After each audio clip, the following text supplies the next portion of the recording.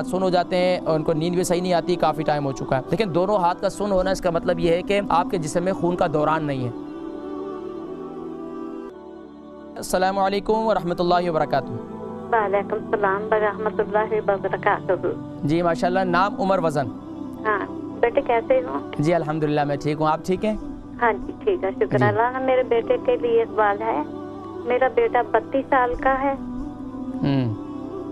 वजन उसका 12 स्टोन है जी। उसका नाम मोहम्मद आरिफ है। जी सवाल क्या है? सवाल उसके दोनों हाथ सो जाते हैं, पेन नीडल जिसे कहते हैं ना, वो होता है।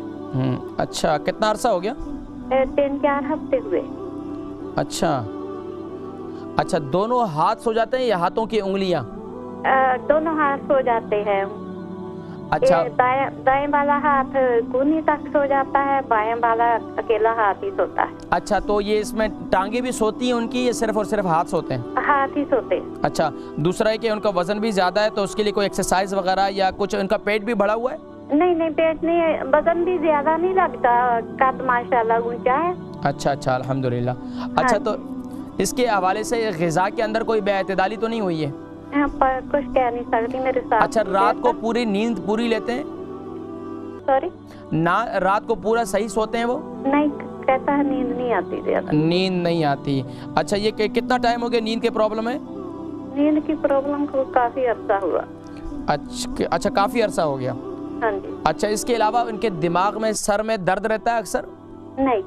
ठीक है, बस मैं माशाल्लाह ठीक है। अल्हम्दुलिल्लाह। मैं जिक्र करता हूँ, प्रोग्राम देखें इंशाल्लाह। बहुत शुक्रिया कॉल करने का, जज़ाकुमुल्लाह। हमारी अम्मा जी, उनके बेटे हैं मोहम्मद आरिफ, उनकी 32 इनकी एज है, 12 स्टोन इनका वज़न है, दोनों हाथ सुन्न हो जाते हैं और उनको नींद भी सही नहीं आती, काफ़ी टाइम हो चुका है।